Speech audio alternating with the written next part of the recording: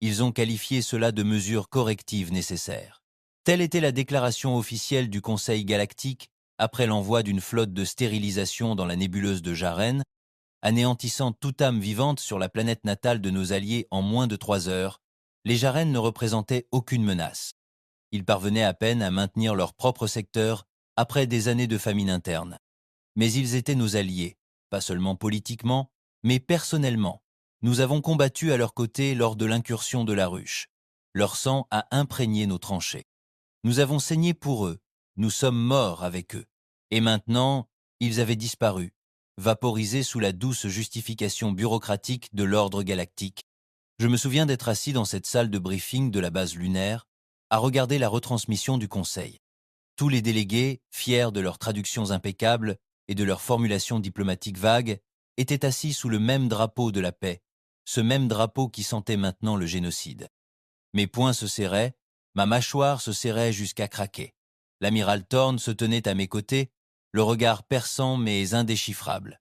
Je n'étais pas un simple soldat présent ce jour-là, j'étais l'agent de liaison officiel de l'aile défensive Jaran. Leur nom, leur culture, leur champ de guerre, tout cela était gravé en moi. J'avais mangé avec leurs prêtres guerriers. J'avais enterré leurs morts. J'avais tenu une jeune Jérenne après que son père eût été déchiqueté par des bêtes vrêles. Et maintenant, tous ces gens n'étaient plus que poussière, et la galaxie avait déjà changé de direction.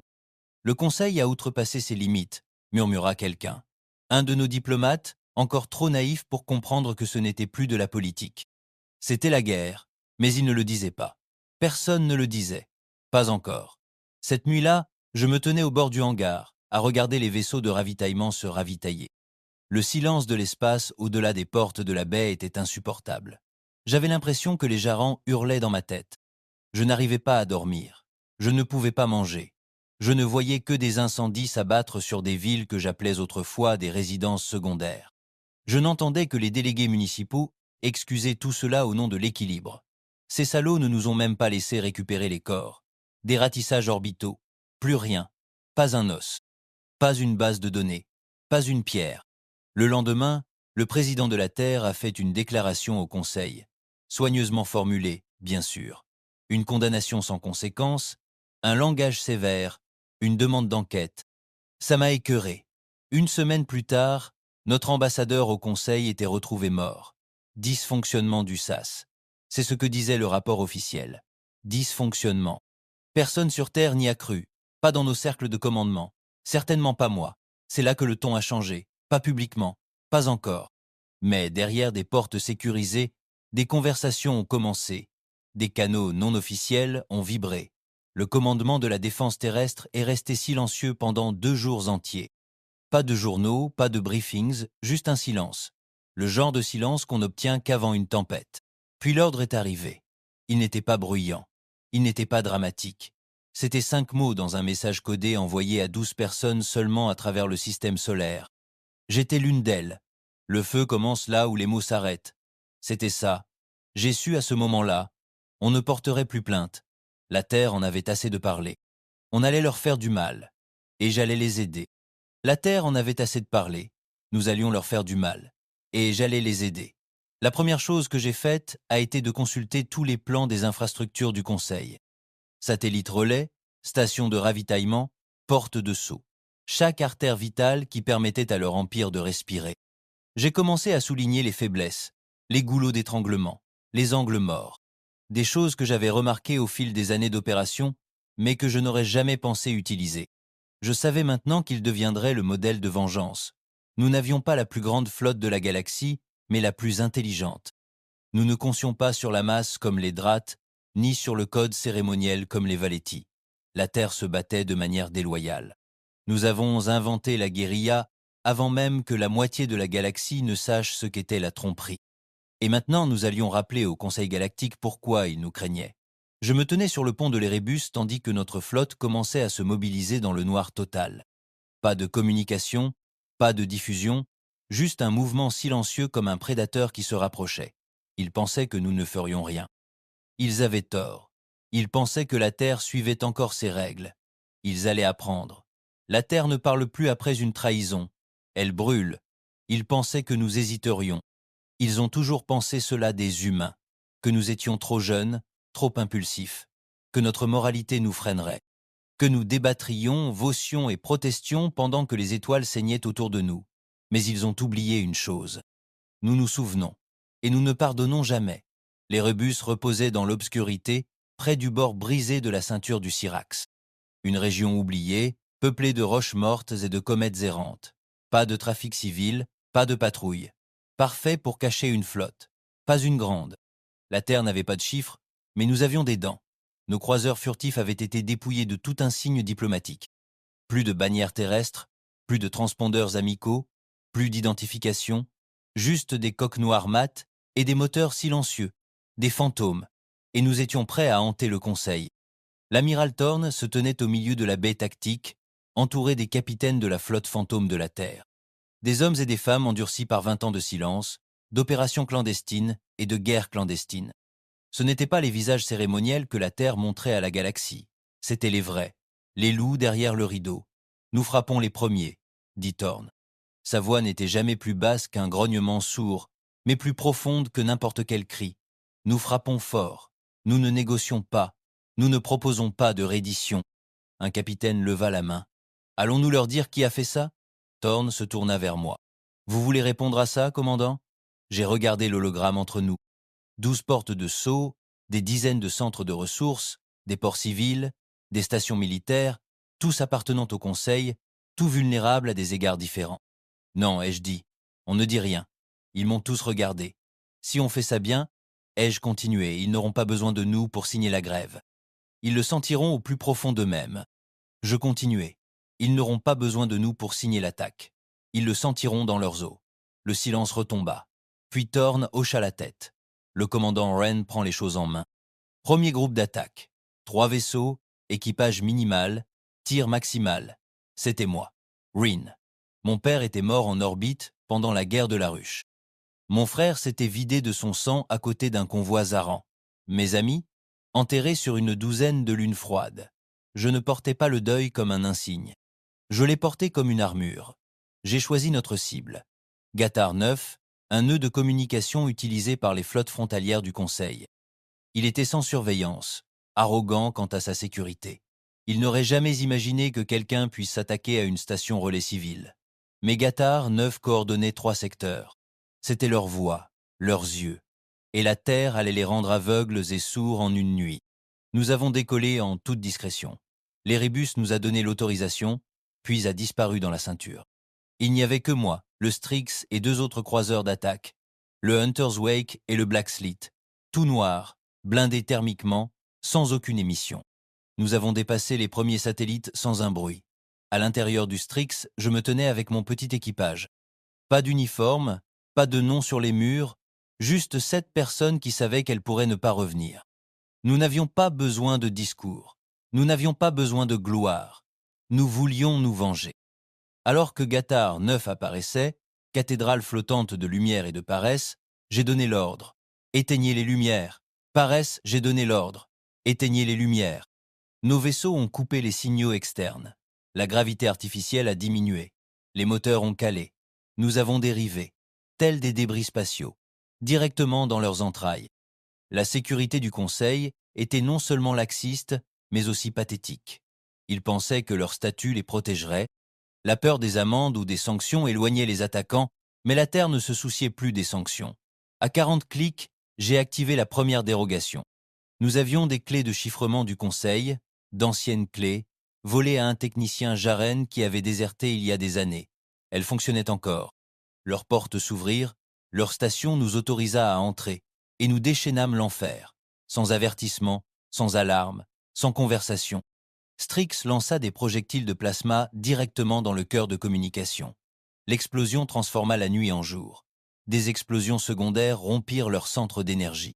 Le sillage du chasseur détruisit les systèmes de survie. Un balayage, puis le silence.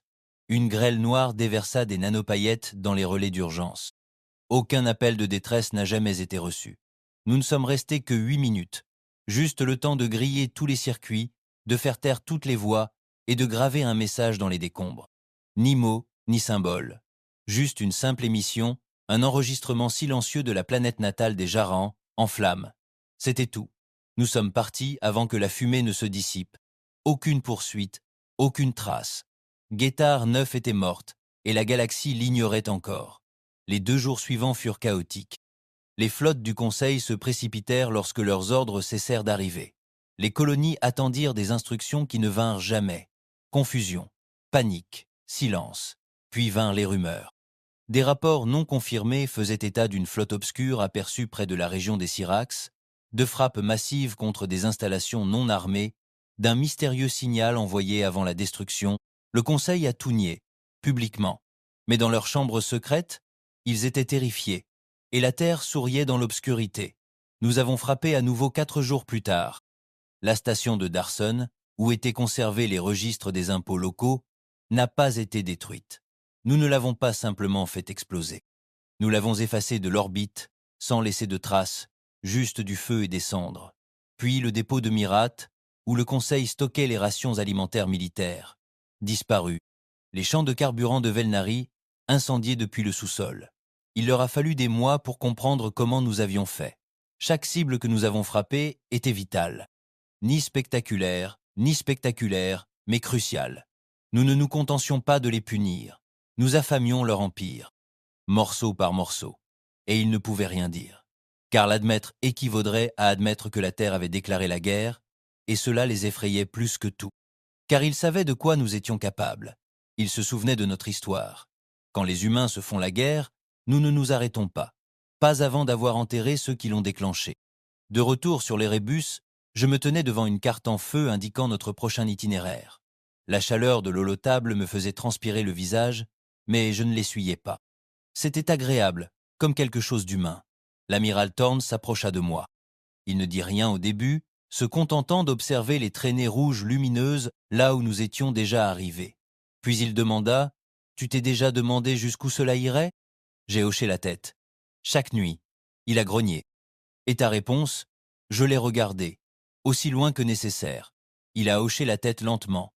Bien, parce que je crois que Thorne avait déjà décidé qu'il n'y aurait pas de retour en arrière. Pas maintenant, pas après ce qu'ils avaient fait. Les Jarans n'étaient pas seulement un allié, ils étaient un symbole, une promesse faite par la Terre. Et lorsqu'ils furent assassinés sur ordre du Conseil, cette promesse vola en éclats. Nous en construisîmes donc une nouvelle, en flammes. Pendant ce temps, à travers la galaxie, le Conseil s'efforçait de cacher la vérité. Il qualifia la destruction de Guettar 9 d'accident, prétendit que la station d'Arson avait subi un sabotage interne.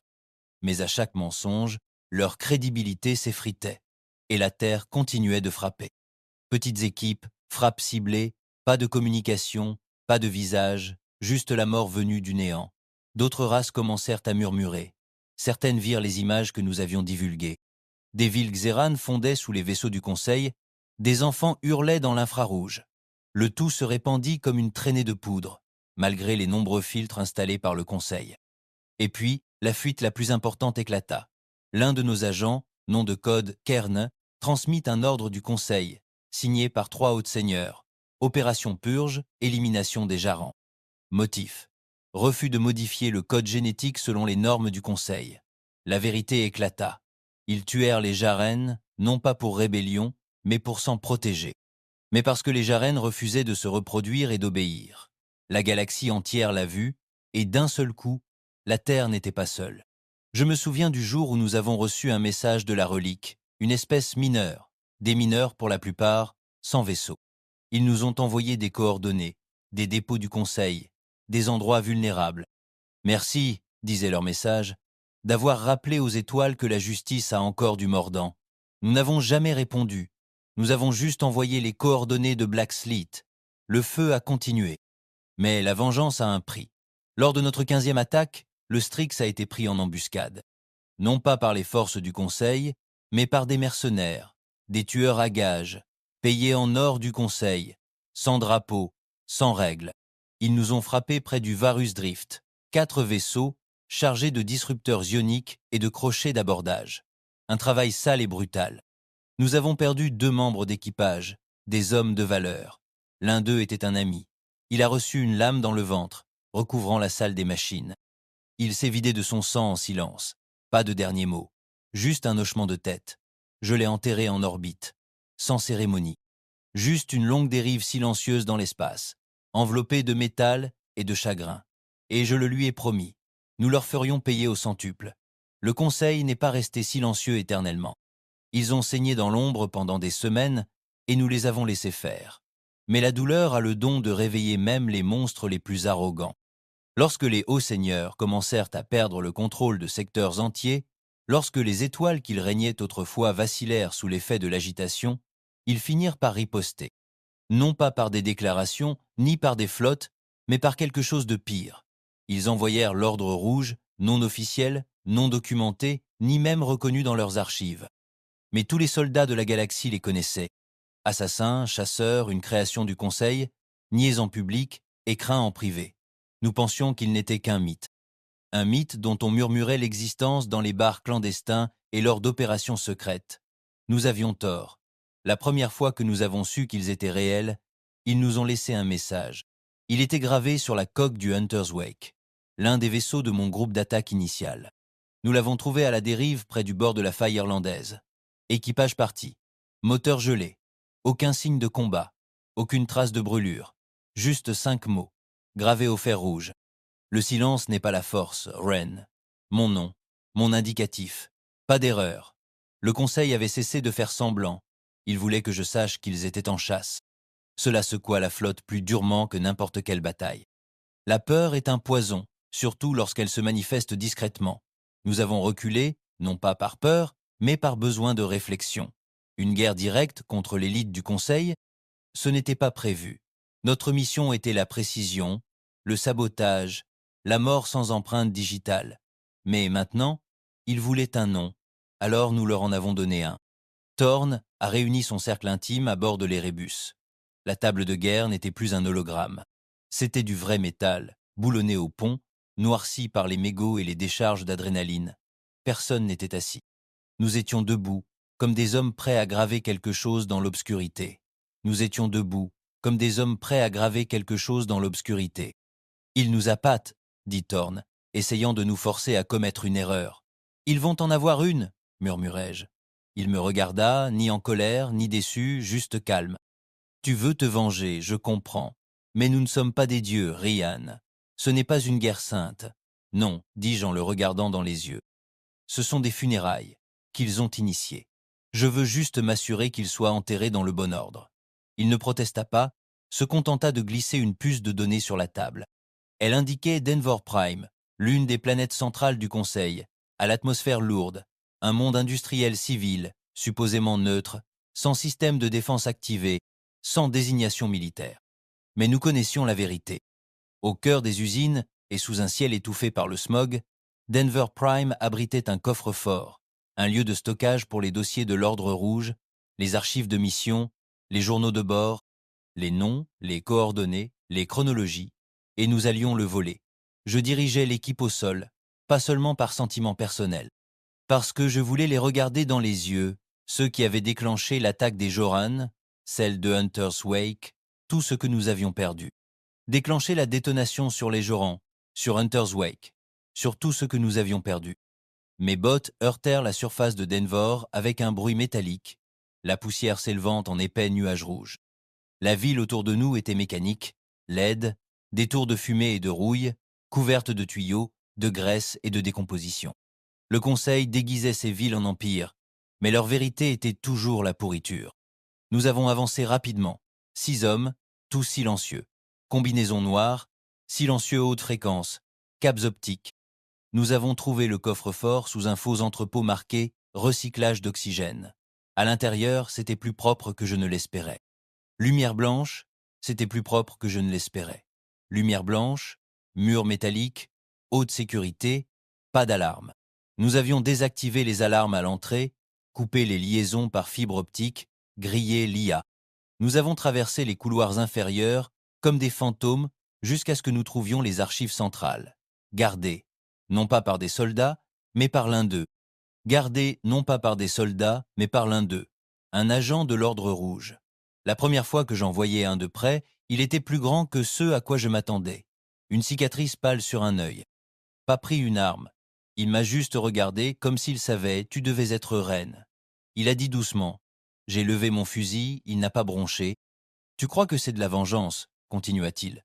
Mais ce n'est qu'une autre guerre, à laquelle tu ne survivras pas. Je n'ai rien dit. J'ai juste appuyé sur la gâchette, et il a disparu. Pas esquivé. Disparu, maîtrisé par la lumière. Disparu, pas esquivé. Disparu, maîtrisé par la lumière. Une technologie de camouflage bien supérieure à tout ce que la Terre possédait. Puis la pièce est devenue rouge, les sirènes ont hurlé, les portes ont claqué, nous étions piégés, l'embuscade a eu lieu en moins d'une minute. 3 agents de l'Ordre rouge se sont effondrés, lames au clair, sans armes. Ils n'ont pas tiré. Ils voulaient être au plus près. Personnellement, l'un de mes hommes, Bren, s'est poignardé la poitrine avant même de crier. J'ai plaqué son assassin au sol et lui ai brisé le cou contre le mur. Un autre a tranché la jambe de Varn. Il s'effondra brutalement, hurlant, le sang giclant en arc sur les murs blancs. Je passai en mode tueur, sans hésitation, sans pitié. Je tirai à bout portant dans le miroitement masqué, 2 fois, et le corps tomba dans un bruit sourd et humide. À la fin, nous n'étions plus que 3 debout, et nous crachions du feu. Nous avons défoncé les portes du coffre avec une perceuse sonique portable, piratant la console centrale. Les minutes semblaient des heures. Enfin, j'avais la puce de données entre les mains, contenant tous les emplacements et rapports de mission des ordres rouges des 10 dernières années. Nom, base, trajectoire de vol, tout. Nous avons couru. Un homme s'est vidé de son sang dans le vaisseau de sauvetage. Un autre a perdu une main. Peu m'importait. J'avais obtenu ce que nous étions venus chercher. Maintenant, j'allais embraser les étoiles avec. De retour à bord de l'Erebus, nous avons examiné les dossiers. La pièce était plongée dans un silence de mort. Chaque écran affichait des dossiers tamponnés en rouge, des ordres signés par les mêmes dirigeants du Conseil qui siégeaient autrefois aux commissions de paix. On voyait maintenant la corruption se cacher derrière le rideau. Ils avaient assassiné des diplomates, torturé des transfuges, empoisonné des colonies entières qui résistaient à la conformité génétique. Et pire encore, ils avaient planifié la purge Garin 6 ans à l'avance. Ce n'était pas de la justice. C'était un génocide, froid et calculé. Brûlez-les, dit Thorne. Brûlez-les tous. J'ai regardé la liste. Il y avait plus de 300 bases connues de l'Ordre rouge disséminées sur le territoire du Conseil. On ne les toucherait pas toutes, mais on en toucherait suffisamment. Et on ferait en sorte que chaque salaud du Conseil avec du sang sur les mains sache ce que c'est que de perdre. Nous avons commencé par Sarat Moon, un avant-poste médical secret, dissimulé sous les couches superficielles, dirigé par des scientifiques du Conseil qui effectuaient des essais d'amélioration corporelle sur des espèces capturées. Ils disaient que c'était de la recherche. Nous, on appelait ça de la torture. On n'a pas posé de questions, on a juste frappé. Tir orbital, sans prévenir aucun survivant. Puis la station Falrec, un centre de communication se faisant passer pour un comptoir commercial. L'Ordre rouge y stockait des informations de chantage, fichiers audio, confessions en boîte noire, pots de vin. Un moyen de pression utilisé pour maintenir le silence sur les mondes neutres. Nous ne l'avons pas simplement détruit, nous l'avons diffusé. Sur tous les canaux, toutes les fréquences.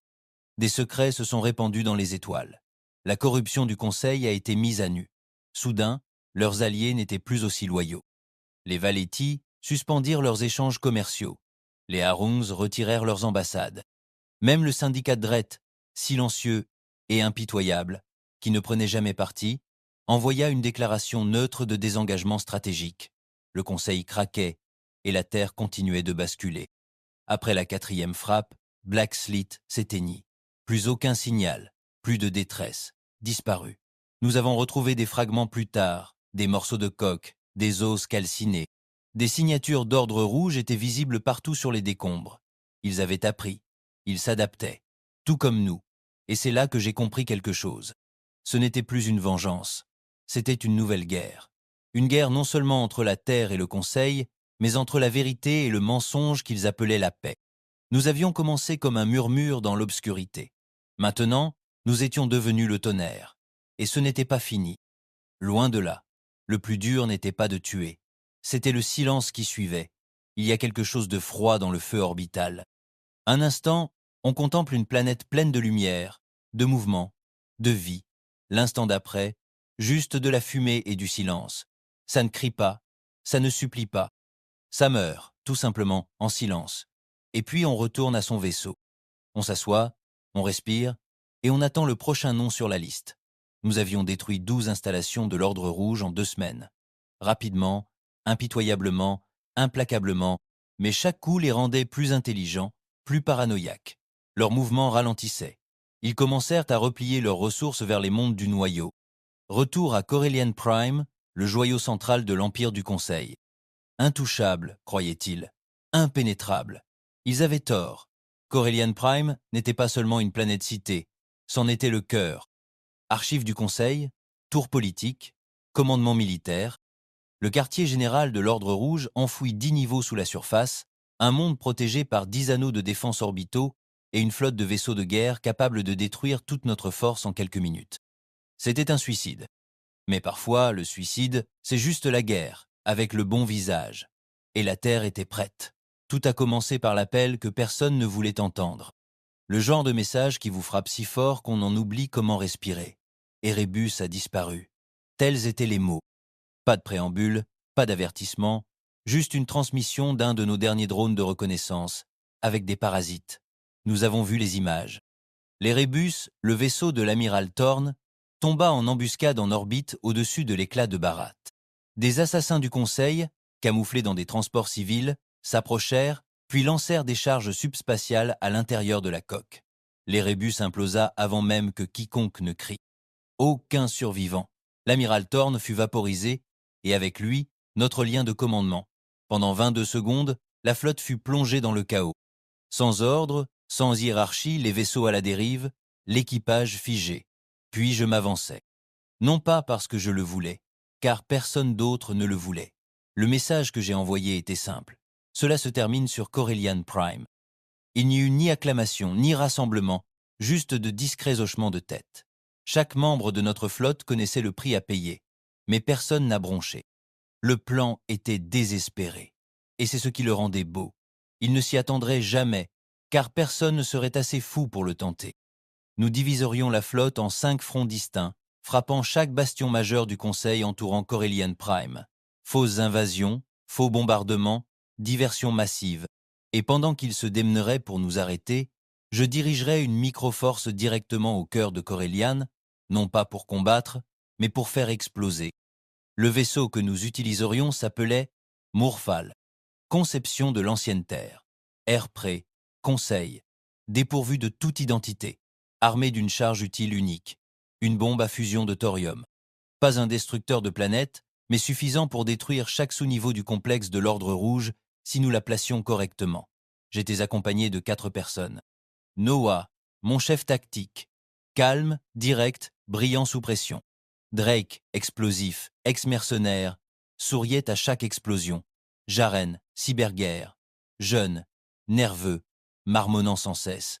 Et Ash Isle, sniper. Ni passé, ni avenir, juste de la glace. Aucun d'eux n'avait de famille, tous avaient des comptes à régler. Parfait pour cette mission. Nous avons franchi l'orbite lors de la 4e diversion.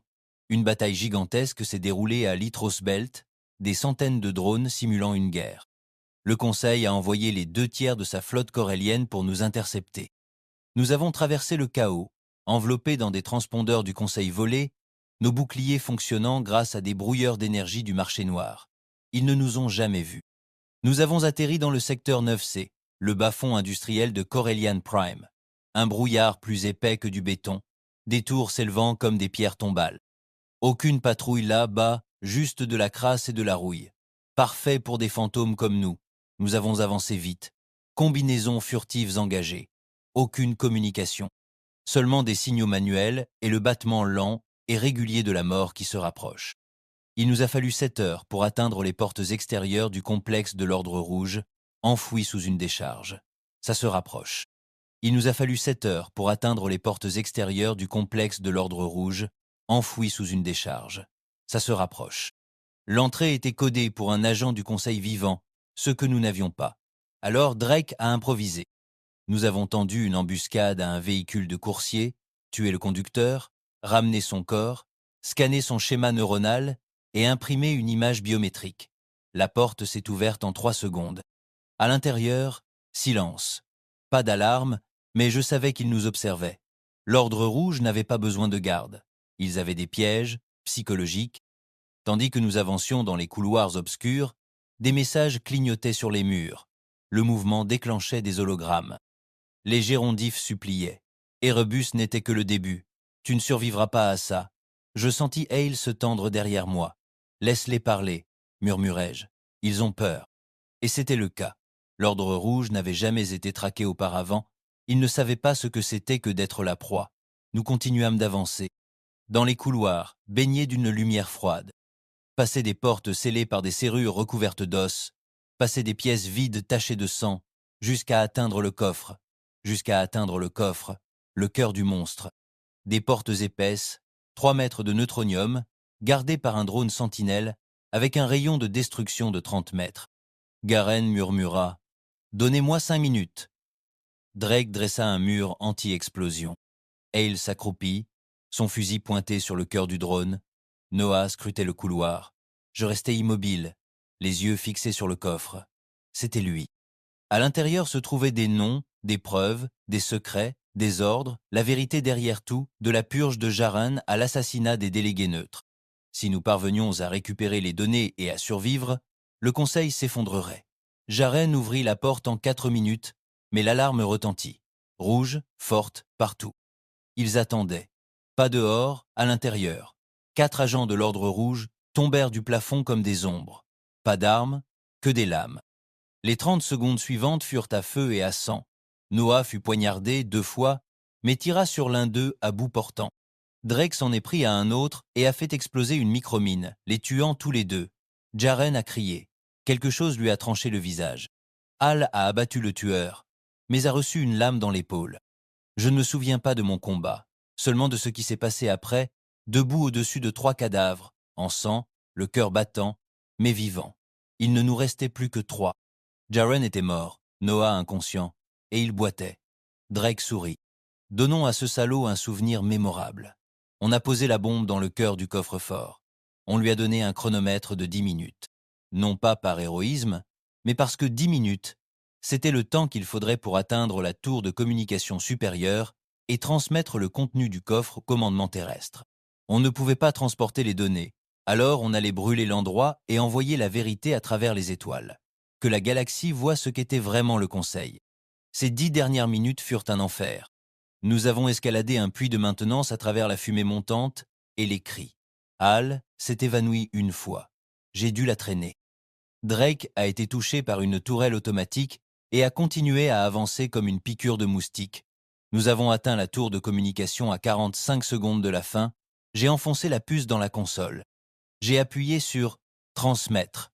Le signal a explosé, rebondissant sur 6 vieux relais terrestres encore enfouis dans l'espace lointain. Nous avons vu la barre de progression atteindre 100%, 88%, 92%, 97%. Terminé. Drake s'est tourné vers moi. Tu t'es déjà demandé s'il nous pardonnerait? J'ai secoué la tête. J'espère que non. Puis nous avons couru, 5 secondes avant l'explosion de la bombe. Nous n'étions pas morts. Nous aurions dû. Mais la grêle avait déclenché un câble gravitationnel en sortant, nous projetant directement dans le gouffre désertique sous la ville. L'onde de choc frappa quelques secondes plus tard. Tout au-dessus de nous vola en éclats. Le coffre de l'Ordre rouge? Disparu. Tous les secrets exposés. Le cœur du Conseil? Brûlé. Ils tentèrent de mentir, bien sûr. Ils prétendirent qu'il s'agissait d'une fuite de réacteurs. Ils dirent que nous étions des terroristes, que la Terre était devenue rebelle. Mais il était trop tard. Les données étaient partout. Des écrans s'allumèrent à travers les étoiles. Images des Jaren brûlés vifs. Ordre secret autorisant stérilisation, assassinat, programme de contrôle mental, génocide bureaucratique. La galaxie ne s'est pas seulement retournée contre le Conseil, elle a réclamé du sang. Des guerres civiles ont éclaté sur 4 mondes principaux. 3 races membres ont fait sécession en l'espace d'1 mois. Le Conseil était moribond et la Terre avait craqué. De retour en orbite, nous avons renoué avec les restes de notre flotte. Noah a survécu. Hal a dû être opéré, mais il a survécu. Drake, toujours souriant. Je me tenais sur le pont du Vigil's Blade, observant Corellian Prime se consumer. Non pas avec joie, mais avec lucidité. La vengeance n'a jamais été le but. La justice n'était même pas suffisante. Qu'avons-nous fait? Nous avons rappelé une chose aux étoiles. Cette paix bâtie sur des os n'est pas la paix. C'est un compte à rebours. Et la Terre? La Terre répond toujours quand le temps presse. On aurait pu croire que brûler le cœur du Conseil serait la fin. Ce ne fut pas le cas. C'était le début de quelque chose de pire. Corellian Prime n'était plus qu'un cadavre fumant. Le coffre de l'Ordre Rouge était en cendres. Les secrets du Conseil étaient dévoilés. La galaxie avait vu la vérité, et elle était en colère. Mais la colère est sauvage, imprévisible. Elle ne se transforme pas toujours en unité. Parfois, elle vire à la folie. Une semaine après la transmission corellienne, tout s'est effondré. Le combinat Terran, agent de longue date du Conseil chargé de contrôler le commerce, a déclaré sa neutralité. Il a saisi les stations du Conseil dans ses secteurs et armé ses flottes marchandes. Non pas pour soutenir la Terre, mais parce qu'il sentait le sang dans l'eau. Le syndicat Drett, connu pour son silence, lança des frappes silencieuses contre les plateformes logistiques du Conseil, détruisant les chaînes d'approvisionnement, puis proposa de négocier de nouveaux droits de transport, moyennant finance. Les Valetti, soi-disant défenseurs de la paix et de l'équilibre, publièrent une déclaration unique. Nous avons trop longtemps entretenu ce mensonge. Nous ne le ferons plus. Leur ambassadeur s'est retiré de tous les accords du Conseil conjoint en une journée. Et les autres, les faibles, les dispersés, ceux qui étaient trop petits pour combattre. Ils ont paniqué, certains ont imploré la protection de la terre. D'autres se sont armés, s'attendant à ce que la terre braque ses armes. C'était le chaos. Et au centre de tout cela, nous sommes restés silencieux. Ni des héros, ni des tyrans. Juste l'étincelle. Nous nous sommes regroupés sur la station Acer, l'un des derniers avant-postes terrestres encore en activité. La lame du veilleur s'est amarrée sous haute surveillance. Je suis sorti avec Drake et Hal, tous deux encore blessés mais vivants. L'endroit semblait différent. Pas seulement le silence dans les couloirs, mais le regard des gens nous fixait. Certains nous fixaient avec admiration, d'autres avec peur. Nous étions devenus différents. Ni des soldats, ni des rebelles, mais des symboles. Et je détestais ça. L'amiral Mardek nous salua, remplaçant des épines, la coupe nette, le regard dur et trop poli. Il ne me serra pas la main, hocha simplement la tête et s'éloigna. « Félicitations, dit-il froidement. Vous avez rendu la terre célèbre à nouveau. Je le fixai du regard. Nous ne l'avons pas fait pour les applaudissements. Non, répondit-il. Vous l'avez fait par vengeance, que nous avons instrumentalisé. Je connaissais ce ton, le même que celui des politiciens avant de transformer le sang en politique. Nous étions désormais des outils, et Mardek nous affûtait pour autre chose. Il exposait la stratégie, l'ascendance sur la terre. C'est ainsi qu'il l'appelait. Le Conseil s'effondrait. Le pouvoir était vidé partout. Le nom de la terre, gravé sur chaque écran, était devenu un cri de ralliement. La nouvelle doctrine de Mardek était donc simple. L'écran était devenu un cri de ralliement. La nouvelle doctrine de Mardek était donc simple, combler le vide. Il voulait installer des gouvernements alignés sur la Terre, sur les planètes libérées, établir des pôles commerciaux, construire des avant-postes, étendre la protection par la puissance de feu et la coercition diplomatique. L'humanité n'a pas deux fois cette chance, disait-il. Soit nous nous élevons, soit nous retombons dans la poussière. Je lui ai posé une question. Et qui dirige tout ça? Il n'a pas sourcillé. Toi, je lui ai ri au nez, non par fierté, mais par incrédulité. Je n'étais pas un chef. J'étais un tueur. J'avais fait exploser des coffres, briser des coups, brûler des villes depuis l'orbite. Et maintenant, ils veulent que je porte un uniforme et appellent ça le salut. Drake était plus direct. Tu veux que Ren porte une couronne de crâne et fasse comme si elle était en or? Mardek n'a même pas bronché. Numéro 1, je veux qu'il rappelle à la galaxie qui a entretenu le feu quand tout le monde s'est enfui. Hale, toujours enveloppé de gel médical, m'a regardé sans rien dire. Ce silence était pire que n'importe quel ordre. Finalement, j'ai accepté. Non pas parce que je croyais à l'ascendant de la Terre, mais parce que je savais que si je ne contrôlais pas la suite, quelqu'un de pire le ferait. Le genre d'homme qui employait des expressions comme contention civile nécessaire et récupération stratégique des ressources. Le genre d'homme comme Marduk, je suis donc devenu le visage, le commandant marqué par la guerre qui a brisé le Conseil, la voix dans une douzaine de messages annonçant au monde que vous n'êtes plus sous leur domination. J'ai serré la main des sénateurs Valtis. J'étais assis dans des salles de négociation, les ongles encore couverts de sang. J'ai traversé les ruines de Jaran, seul, et n'ai laissé que le silence. Partout où nous allions, nous installions des gouvernements, soutenus et armés par la terre. Certains appelaient cela la libération, d'autres la conquête. Tous deux avaient raison. Mais le pouvoir, des poisons, rapides. Tout a commencé modestement, avec des archives du Conseil découvertes aux abords de l'amas de Veïs, détaillant les accords secrets entre les anciens politiciens de la Terre et les monstres que nous avons brûlés. On nous a dit de la supprimer. C'est du passé, disait-il. Le peuple n'a pas besoin de confusion. Je voulais quand même la publier. Mardek m'a bloqué. Tu crois que c'est une question de vérité? Il a craqué. La vérité est un outil. Soit on l'utilise, soit on laisse quelqu'un d'autre le faire. J'étais écœuré. La même logique qu'utilisait autrefois le Conseil. Mais ça ne s'est pas arrêté là. Sur Terra Lune, une colonie minière qui avait déclaré son soutien à la Terre, un groupe de résistance refusa de signer le pacte de reconstruction de la Terre. 3 jours plus tard, leur bâtiment principal subit une mystérieuse brèche dans son réacteur. Tous les occupants furent tués. Lorsque j'ai demandé un rapport, on m'a répondu qu'aucun acte criminel n'avait été détecté. Mais je connaissais le scénario.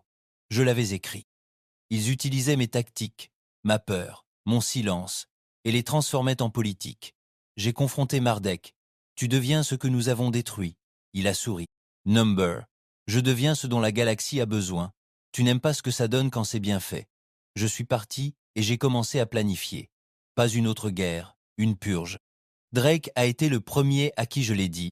Nous étions assis dans une pièce sombre, sans lumière, juste une vieille bouteille d'hydromel noir de Jaren. Ils utilisent mal le feu, dis-je. Drake haussa les épaules. Tu l'allumes. Quelqu'un d'autre trouve toujours un moyen de cuisiner avec. Je veux en finir. Il haussa un sourcil. Tu veux dire Mardek? J'acquiesçai. Et quelqu'un d'autre transforme la Terre en une version plus élégante du Conseil? Il sourit. J'en suis. J'ai rassemblé ce qui restait de la flotte de l'ombre. Les anciens, les vrais. Pas les nouveaux larbins de Marduk. Nous nous sommes appelés à cheval parce que nous n'étions pas des héros. Nous étions ce qui vient après l'incendie. Nous avons frappé des avant-postes terriens devenus rebelles, révélé des transactions au marché noir, publié des dossiers sur des programmes de travail forcés déguisés en reconstruction volontaire. Nous avons ciblé les gouverneurs terriens qui usaient du pouvoir avec acharnement, et puis nous avons attaqué Mardek. Il était stationné sur la porte d'Aéron, le centre névralgique du nouveau territoire terrestre. Une forteresse en orbite autour d'une ancienne planète commerciale neutre. Nous ne nous sommes pas annoncés. Nous ne l'avons pas prévenu. Nous avons écrasé son vaisseau contre la coque de la station. Puis nous sommes entrés sous le feu. Mardek a tenté de s'enfuir. Hal l'a atteint d'une balle dans la jambe. Je me suis penché sur lui tandis qu'il saignait sur le sol en marbre, entouré de banderoles à mon nom. Tu m'as volé ma guerre, ai-je dit. Il a ricané. Tu l'as trahi. Drake lui a planté une lame dans la nuque. Mardek a craché. Tuez-moi, et quelqu'un de pire prendra ma place. J'ai balayé la pièce du regard, puis j'ai regardé Hale, et j'ai hoché la tête. La lame est tombée. Nous n'avons pas pris le pouvoir. Nous l'avons dispersé. À cheval est devenu une légende, une flotte d'ombre observant les observateurs. Nous avons laissé un message sur chaque planète que nous avons traversée. Pas de trône, pas de chaîne, seulement le feu quand c'était nécessaire. Certains mondes ont prospéré, d'autres ont sombré dans le chaos, mais nous ne les gouvernions plus. Nous les avons laissés décider de ce que signifiait la paix, même si cela nous coûtait tout. Des années plus tard, je marche seul. Pas de médaille, pas de titre. Juste un nom murmuré comme une malédiction dans les ruines du Conseil comme sur les places de la Liberté. Ils disent que j'ai mis fin à un empire. Ils disent que j'ai sauvé l'humanité. Ils disent que j'ai trahi les miens. Ils ont tous raison, parce que la vérité est simple. Nous ne nous sommes pas battus pour devenir rois. Nous nous sommes battus parce que quelqu'un le devait. Et parfois, le feu est le seul langage que les monstres comprennent. Cela fait 6 ans que j'ai tué Marduk. 6 ans que la chute de cendres a dispersé le trône que la terre tentait de bâtir à partir d'ossements calcinés. Les gens murmurent encore sur cette époque, sur le feu, la purge, la vengeance. Mais personne ne parle de ce qui est arrivé après, de ce à quoi ressemble vraiment la paix une fois la fumée dissipée et les drapeaux baissés. Car voici la vérité. La paix n'est pas la gloire, c'est le silence. Et le silence peut vous pourrir de l'intérieur. Je vis désormais sur Veltrin 4, un rocher froid et laid dans un système moribond pour lequel personne ne se bat. Pas de ville, pas de politique. Juste du vent, des rochers, et de temps en temps un mineur ivre qui me prend pour quelqu'un d'autre. Ils ne me reconnaissent plus. Plus maintenant. J'ai laissé pousser ma barbe. Mon bras gauche est artificiel à cause de l'embuscade sur la porte d'Orius.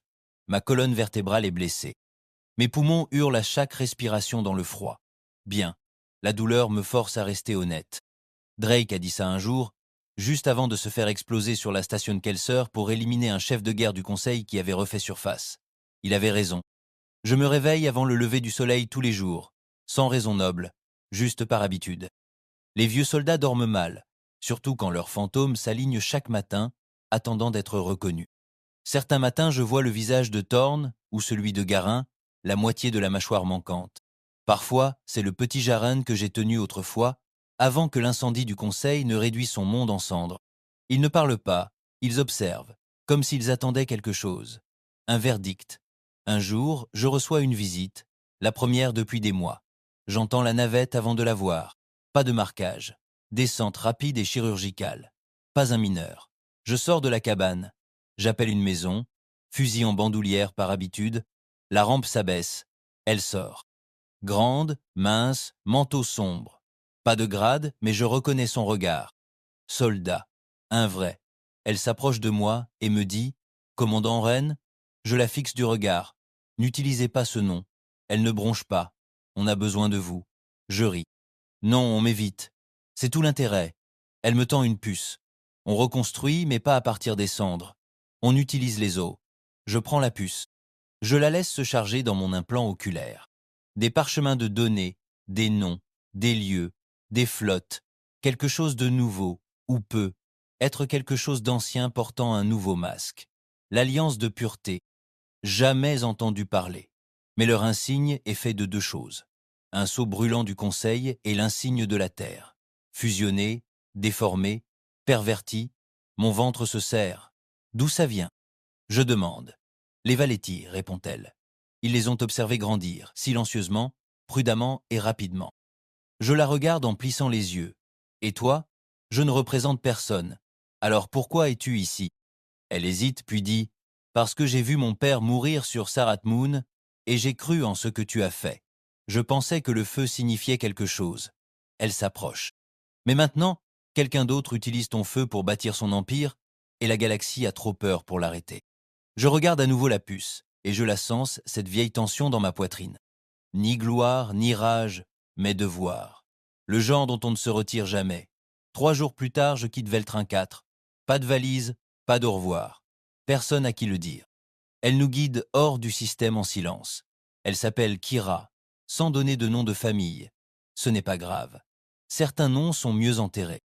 Nous atteignons le néant de Darius une semaine plus tard, l'un des secteurs neutres dont personne ne se souciait lors de l'effondrement du Conseil. C'était autrefois une plaque tournante commerciale. Maintenant, station fantôme. Sauf qu'elle n'est pas vide. Nous scrutons l'activité. Des vaisseaux, pas des gros, mais rapides. Des constructions modifiées et blindées, issues du marché noir, mais trop uniformes pour être des pirates aléatoires. Ils sont organisés. Kira chuchote, c'est là que les Covenants effectuent leurs patrouilles extérieures. Je demande, y a-t-il des infiltrés? Aucun n'a survécu, j'acquiesce. Ça va bientôt changer. Nous atterrissons en silence. Insertion furtive, comme au bon vieux temps. L'air à l'intérieur de la station a un goût de cuivre et de sueur. Nous avançons couloir par couloir, masqués, silencieux, et puis je l'entends, un discours, résonnant dans la salle centrale. Nous nous rapprochons, et ce que je vois me glace le sang. Des centaines de personnes, d'espèces différentes, certaines en exo-armure terrestre, d'autres en uniforme modifié du Conseil, toutes fixaient une seule silhouette sur l'estrade. Un homme, humain, jeune, trop jeune pour se souvenir de la guerre, mais de ses paroles. Ils nous ont trahis, dit-il. La Terre a embrasé les étoiles, puis nous a abandonnés aux ténèbres. Le Conseil est tombé, mais rien de mieux n'a surgi. Nous avons assez attendu. Il lève le poing, et maintenant, nous reconstruisons. Ni par compromis, ni par faiblesse, mais par pureté. La foule rugit. Derrière lui est accrochée une bannière, mi-conseil, mi-terre, cousue comme un monstre de Frankenstein. Kira murmure. C'est leur prophète, il s'appelle Colvin. Je le regarde parler. Son ton est le mien, il y a des années. Son feu est mien, mais sa direction est tout ce contre quoi nous avons lutté. Il ne cherche à libérer personne. Il veut dominer. Nous nous exfiltrons cette nuit-là. Pas de coup de feu, Pas d'alarme. Mais je sais ce qui va arriver. Et je sais ce que je dois faire. J'envoie le message. Ancien canot. Fantômes de la chute de cendres, tous ne répondent pas. Certains sont morts. Certains sont enfouis dans un exil plus profond que je ne l'ai jamais été. Mais quelques voix grésillent dans le vide. Un message. Ils utilisent ton nom, Ren. Il est temps de te rétracter. Nous les frappons durement 2 semaines plus tard. Pas leur flotte, leur idéologie. Nous interceptons un vaisseau de propagande diffusant des manifestes de pureté au monde frontalier. Nous détournons le signal. Et je parle, sans casque, sans titre. Juste la version balafrée et à moitié morte de l'homme qu'ils ont tenté de transformer en symbole. Si vous entendez cela, vous avez déjà perdu quelque chose. Peut être votre maison, peut être votre famille, peut être votre place dans les étoiles, et peut être pensez-vous que quelqu'un comme lui vous la rendra. Je marque une pause, puis me penche. Mais Colvin ne veut pas vous sauver. Il veut vous utiliser, comme l'a fait le Conseil, comme la Terre a essayé de le faire. Je le sais, car j'ai vu ce qui s'est passé. J'en brûlais. Je fixe l'objectif. Si vous le suivez, vous ne choisissez pas la force. Vous choisissez l'esclavage, juste revêtu d'une nouvelle armure. Posez-vous une question. Quand est-ce que quelqu'un vous a donné du pouvoir pour la dernière fois, sans vous demander de verser votre sang pour lui? Le flux est coupé. Puis nous détruisons l'émetteur. Au cours du mois suivant, nous avons attaqué 12 de leurs avant-postes, démasqué 5 de leurs chefs et détourné 6 de leurs lignes de propagande. Nous ne tuons que par la force, nous ne conquérons pas. Nous rappelons à la galaxie que la tyrannie ne revêt pas toujours une peau extraterrestre. Parfois, on dirait son propre reflet, mais ensuite, il riposte, durement. Embuscade près du corridor Veth. 3 vaisseaux de chute de cendres perdus. Kira blessé par balle, blessé à l'épaule. Nous nous éloignons en boitant, et je réalise qu'ils ne font pas que grandir. Ils recrutent parmi les enfants de notre feu, ceux nés après la guerre, élevés aux demi-vérités et aux questions brûlantes. Ils veulent du sens, et Colvin le leur donne. Avec mon nom sur la bannière, la boucle est bouclée, n'est-ce pas? Nous avons brûlé le vieil empire. Maintenant, un nouveau surgit de ses os. Mes os. Et le seul moyen de l'arrêter est de la brûler à nouveau. Même si cette fois je ne reviens pas. Nous avons perdu la station Ridgefall 2 jours après l'embuscade Veth. Ce n'était pas qu'une simple base. C'était l'un des derniers points de ravitaillement neutre de la deadline, un couloir d'espace inoccupé où personne n'avait d'autorité et où chacun détenait une arme. Ashfal avait gardé le silence. Profil bas, pas de drapeau, pas de communication, pas de propagande, juste de la nourriture, du carburant, du repos et du silence. C'était le genre d'endroit où les hommes fatigués allaient pour arrêter de trembler et se rappeler comment respirer. Colvin s'en fichait. Ces hommes l'attaquèrent sans prévenir. 3 croiseurs furtifs, 2 équipes de choc, aucune exigence, aucun message. Une seule signature gravée sur le sol du hangar avant leur départ. L'œuvre de Rand est une faiblesse. 3 heures plus tard, je me tenais au-dessus des cendres. Le vent sentait l'acier carbonisé et le plastique fondu. Les corps avaient été vaporisés. Seules subsistaient des ombres, gravées dans les murs, les silhouettes de personnes prises dans l'onde de choc. L'une d'elles ressemblait à un enfant. Peut être un technicien. Peut être un réfugié. Peu importe. Ils avaient disparu. Et Colvin avait envoyé son message, haut et fort. Nous avons enterré les fragments en silence. Pas de tombe, pas de discours, juste de la poussière et un cratère. Kira s'appuyait contre les restes calcinés d'une tour de communication, du sang coulant de son bandage à l'épaule. Elle n'avait pas dit grand-chose depuis l'attaque. Plus depuis qu'elle avait vu 5 de ses amis se faire atomiser par la flotte mandataire de Colvin. « Ça va ?» demandai-je. Elle ne me regarda pas. « Est-ce important ?» ?»« Non, dis-je. Mais je demandai quand même. Elle se retourna. Ses yeux étaient rouges. Pas à cause des pleurs. De rage. C'était censé être fini, reine. Tu as brisé les monstres. Tu as brûlé les dieux. Pourquoi y a-t-il encore des flammes? Parce que le feu ne s'éteint pas, pensai-je. Il se propage. Nous sommes retournés à la base 4 d'Ashfal, un point de ravitaillement caché dans les anneaux de Darvak. C'était calme, isolé. Personne n'était au courant, sauf moi, Hale et les 2 équipages survivants qui nous restaient. Et c'est là que le plan a pris forme. Pas une stratégie, un ordre de tuer. Nous n'allions plus attaquer Colvin, plus besoin de suivre les signaux, plus de détournement des missions. On allait lui couper la tête. Le vaisseau amiral de Colvin s'appelait le Justificateur, construit à partir de technologies du Conseil récupérées, de plateformes plasma terrestres et d'alliages drettes volés. C'était une monstruosité, pas aussi élégant qu'un croiseur du Conseil, pas aussi robuste qu'un destroyer terrestre, un entre-deux, tordu, rapiécé, presque furieux dans sa conception. Il n'était pas en orbite autour d'un monde. Il en commandait un, Arcanos Sigma. C'était autrefois une lune morte. Elle lui servait désormais de nexus de commandement, de quartier général du Covenant de la Pureté. Fortifié, blindé, entouré de stations de destruction orbitale et d'une douzaine de vaisseaux de guerre, il était là. Nous l'avons confirmé grâce à une surveillance en profondeur, des images, des signatures thermiques et des schémas vocaux. Colvin était au centre, toujours visible, prêchant sans cesse depuis sa tour de marbre, tel un prophète en armure polie. Il ne se cachait pas, il nous mettait au défi, et j'étais prêt à accepter. À cheval rassembla ce qui restait d'elle-même. Un croiseur de combat principal, le Rite, 5 vaisseaux d'escorte, 4 modules furtifs, 15 soldats, 2 snipers, 3 techniciens, un médecin et moi-même. Colonne vertébrale brisée, bras artificiels, un demi-poumon qui gémissait quand je toussais. Peu importait. J'avais survécu à pire. Eux aussi. Drake était mort. Jaren aussi. Thorne avait disparu depuis longtemps. Hale avait disparu au combat, prise il y a 2 ans lors d'une opération ratée à Helena's Verge.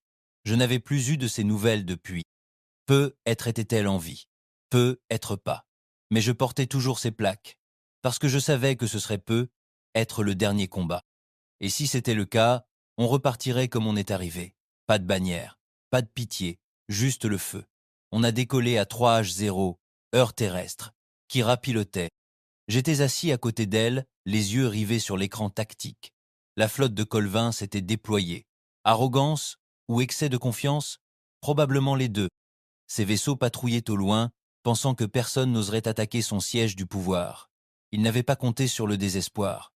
Le désespoir se bat à coups bas. Le désespoir se moque des probabilités. Le désespoir transforme les hommes en armes.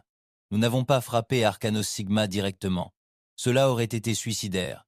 Nous avons coulé. À travers la faille lunaire, un ancien puits de mine datant d'avant l'occupation du système par Colvin. Kira l'avait cartographié. Une pression serrée a anéanti la plupart des capteurs. Nous avons glissé à l'intérieur sous le noir. 2 nacelles furtives d'abord, équipées de brouilleurs et de relais de brouillage, ont désactivé 2 yeux orbitaux avant même que les Covenants ne s'en aperçoivent. Lorsque nous avons percé l'atmosphère, le tourbillon était déjà en plein piqué. Nous avons percé la couche nuageuse inférieure comme un météore et avons dévalé l'enfer. D'abord les bombes IM. Les relais locaux ont été neutralisés. Ensuite les troupes de choc. J'ai frappé la caserne extérieure avant que quiconque ne lève un bouclier. Puis j'ai atterri, arme au poing, les yeux rivés sur la tour de Colvin. Ils se sont battus comme des fanatiques. Pas des soldats, pas entraînés, mais des fanatiques, alimentés par la propagande et la peur. Certains ont crié mon nom avec haine. D'autres le murmuraient comme s'ils n'étaient pas certains de mon existence. Pour eux, j'étais un mythe, le fantôme d'un feu éteint, la relique d'une vieille guerre qu'ils n'avaient jamais vue. Maintenant, j'étais de chair et d'os, et ils ne savaient que faire de moi. Ils sont morts, confus. Kira a reçu une balle dans la jambe lors de la brèche principale. Je l'ai traînée dans un couloir latéral et l'ai enveloppée de gaz thermique. « Tu ne devrais pas être là », siffla-t-elle. Je grognai. « Toi non plus. » Elle sourit malgré la douleur. « Tu vas vraiment le tuer ?» Je ne répondis pas, car elle le savait déjà. Nous avons pris d'assaut la tour. Nous étions 5 à avoir atteint le sommet. 2 snipers, un technicien. Kira à mes côtés, moi devant. Colvin attendait dans une salle du trône en verre noir poli. Immense, froide, conçue pour impressionner. Il se tenait seul. Pas de garde, pas d'armes, juste lui dans son armure sur mesure, lisse, blanche, bordée d'or, et dont la crête terrestre se déformait en un symbole sacré. Il se retourna lentement à notre entrée et sourit. Je me demandais quand le vieux Dieu reviendrait. Je levai mon fusil. « Tu ne mérites pas les monologues. Je mérite la vérité, dit-il. Et je suis ton héritage. » J'ai avancé. « Numéro, tu es mon erreur. » Il n'a pas bougé. « Tu as brûlé le conseil, dit-il calmement. Tu as fait de l'humanité une légende. Et après, tu t'es enfui sur un rocher et tu as laissé la galaxie pourrir. Je n'ai pas créé l'alliance par ambition. Je l'ai créée par besoin. Tu as abandonné le feu. Je l'ai ravivé. Kira grogna derrière moi. Avec des exécutions et des sermons sur le contrôle mental, Colvin l'ignora. Ses yeux ne quittèrent pas les miens. Je ne veux pas me battre avec toi, reine. Je veux que tu vois. Il désigna un écran vide derrière lui, des dizaines de systèmes, d'ordre, de contrôle, de conformité. Il montra des flottes de réfugiés à qui l'on offrait des abris, des points de ravitaillement protégés des pirates, des colonies transformées en villes. Vous me traitez de tyran, murmura-t-il. Mais j'ai donné la paix. J'ai baissé mon fusil et dit « Non, vous avez donné votre permission ». Il cligna des yeux. Pourquoi? Pour le retour des monstres. Vêtu de meilleurs vêtements, je tirai droit dans sa poitrine. Son armure se fissura. Il recula en titubant, pas mort, mais ensanglanté. « Je voulais ta bénédiction », dit-il d'une voix rauque. J'avançai. Tu as eu mon jugement. Puis je tirai à nouveau, en plein dans les yeux. Colvin s'effondra sans un bruit. Le reste n'était que nettoyage. Nous avons téléchargé une transmission de masse. Tous les enregistrements que Colvin avait cachés. Tous les protocoles de lavage de cerveau. Tous les journaux d'exécution supprimés. Chaque innocent enterré au nom de la pureté. Nous n'avons pas diffusé la vengeance, mais la vérité, puis nous sommes partis. À cheval était brisé, mais respirait. Kira a survécu. Le technicien est mort en orbite pendant l'évacuation. J'ai perdu 2 côtes dans une explosion dans un couloir et je ne me souviens plus de l'évacuation médicale. Je me suis réveillé dans un vieux cargo aménagé quelques jours plus tard, enveloppé de gaz et de regrets. Je me suis réveillé sur un vieux cargo reconverti quelques jours plus tard, enveloppé de gaz et de regrets. Kira était assise à côté de moi, silencieuse. Elle a enfin parlé. C'est fini. J'ai fermé les yeux. Non, je les ai rouverts. Mais être que maintenant, quelque chose de meilleur peut commencer. On ne prononce plus souvent mon nom, ni dans les colonies extérieures, ni dans les anciens secteurs terrestres. Seulement là où le silence règne encore, là où le pouvoir attend de se faire de nouveaux masques. On dit que je suis mort sur Arcanos Sigma, on dit que je n'ai jamais existé. On dit que Ren était un mythe construit pour justifier le feu. Ont-ils raison? Car je ne suis ni un héros, ni un leader, ni même un soldat, juste un homme qui a vu la galaxie brûler 2 fois et qui a quand même traversé la fumée. Je n'ai jamais eu l'intention de survivre à tout ça. C'est le côté honnête. Personne n'écrit dans les archives, s'il en reste. On gravera ton nom sur un mur, on déformera ton histoire en quelque chose de bien net et noble. Mais personne ne parle jamais de ce qui arrive quand le feu s'éteint et que tu es celui qui reste debout dans les cendres. Tu deviens un fantôme, non pas parce que tu es mort, mais parce que le monde continue sans toi. Après la chute d'Arcanos Sigma et l'effondrement de l'alliance de Colvin, nous nous attendions au chaos. Il n'est jamais venu. Au lieu de cela, quelque chose de pire est arrivé. Le calme, plus de purges massives, plus de rébellions, plus de flottes de propagande hurlante illuminant les étoiles. Juste des systèmes fracturés et des dirigeants trop fatigués pour crier, trop méfiants pour combattre et trop marqués pour faire à nouveau confiance. Kira a appelé cela leur fantôme de l'histoire. Avez-vous déjà vu un soldat monter la garde après une bataille qui n'a jamais eu lieu? Demanda-t-elle un jour, assise sous le ciel brisé de Ferralas. Voilà à quoi ressemble la galaxie maintenant. Tout le monde attend quelque chose qui a déjà eu lieu. Je comprenais, je le ressentais aussi. Chaque jour, Ashfal ne se dissolvait pas. Pas vraiment. Mais il se dispersa, discrètement. Certains rentrèrent chez eux, si tant est qu'ils existent encore. D'autres rejoignirent les flottes de secours. Quelques-uns disparurent dans les profondeurs des systèmes, où même la lumière s'éteint lentement. Kira resta un moment, puis partit. Elle dit qu'elle allait travailler avec les Valetti à la reconstruction de réseaux commerciaux neutres. Quelque chose d'ennuyeux, me dit-elle en souriant. Quelque chose de paisible. Je n'ai pas discuté. Je l'ai juste regardé partir. Je n'ai même pas dit au revoir. Inutile. Certaines choses se comprennent en silence. Moi, je suis retourné dans la Terre. J'ai trouvé une lune appelée Cétas 3, au milieu de nulle part. Aucune valeur politique, pas de minerais, juste le ciel, la pierre et le vent. J'ai construit un abri près de la crête. Mêmes outils, mêmes mains, mêmes bras balafrés. Simple. Comme les Xarens me l'ont appris autrefois, il y a une éternité, avant que le Conseil ne réduise leurs champs en poussière. Certains jours, je plante des choses en terre, sachant qu'elles ne pousseront pas. Le gel en ronge la majeure partie, mais je continue à planter. Par habitude, je suppose. Par espoir, peu, être, même si je ne l'avouerai jamais à voix haute. Un jour, un vieil homme de la colonie situé à 4 clics de là est passé. Il s'appelait Relin. Visage buriné, bottes usées, il parlait comme s'il mâchait de la pierre au petit déjeuner. Il s'appelle Rennes, n'est-ce pas? Demanda-t-il en plissant les yeux à travers la poussière. Je ne répondis pas. Il grogna. Je ne pensais pas que tu serais si... normal. Je le fixai du regard. Déçu, il sourit. Number s'est dit que quelqu'un qui avait brisé des empires aurait plus à dire. J'ai dit tout ce que j'avais à dire sur le feu. Relin a hoché la tête. Ouais, et maintenant, il n'y a plus personne à brûler. Il est resté un moment. Nous n'avons pas parlé de politique, ni de guerre. Juste de terre, de tempêtes, de cultures qui ne prennent pas racine. C'était étrange. Bien. Humain. Mais ça n'a pas duré. Rien n'y fait jamais. 2 ans après Arcano Sigma, quelqu'un a tenté de me tuer. Pas de façon spectaculaire. Pas de discours. Pas de longue vendetta. Juste un coup de couteau dans le noir. Enfant de la colonie peut être 6 ans. Le visage pâle, les mains tremblantes. Je lui ai attrapé le poignet avant que la lame ne m'atteigne la gorge. Je lui ai demandé pourquoi. Sa réponse: parce que tu as laissé tout cela arriver. Je n'ai pas riposté. J'ai juste pris le couteau. Je lui ai donné à manger et je lui ai dit de rentrer chez lui. Je n'ai rien signalé. Je n'ai rien dit à Relin. Je n'en ai parlé à personne. Parce qu'il n'avait pas tort. Laissez-moi vous dire quelque chose que personne n'enseigne dans les académies, ni dans les casernes, ni dans les salles tactiques sophistiquées qu'ils reconstruisent à chaque fois qu'un nouveau héros apparaît. Il n'existe pas de victoire nette. On ne met pas fin aux guerres. On les suspend jusqu'à ce que quelqu'un d'autre trouve une raison de reprendre l'épée que vous avez enterrée. Colvin l'a prouvé. Mardek avant lui. Même Thorn à sa manière. Et moi, je leur ai donné le plan. J'ai brûlé le premier. Mais j'ai laissé la boîte d'allumettes derrière moi. Le plan.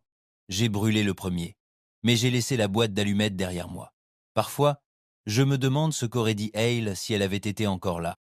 Elle voyait toujours clair, surtout moi. Votre plus grande faiblesse, disait-elle un jour, c'est de croire que le feu est la solution miracle. Ce n'est pas le cas. C'est un outil, et les outils se volent. Elle avait raison, et j'aurais dû m'en douter, mais je ne l'ai pas fait. Et maintenant, je vis sur un rocher qui se fiche d'avoir un jour crié aux étoiles.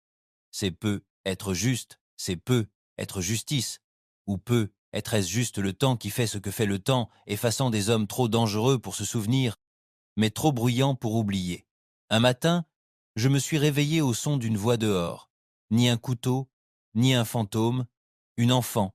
Une fille peut être 12 ans. Elle se tenait là, tenant une tablette numérique fissurée, enveloppée dans un tissu. Elle n'a pas dit son nom.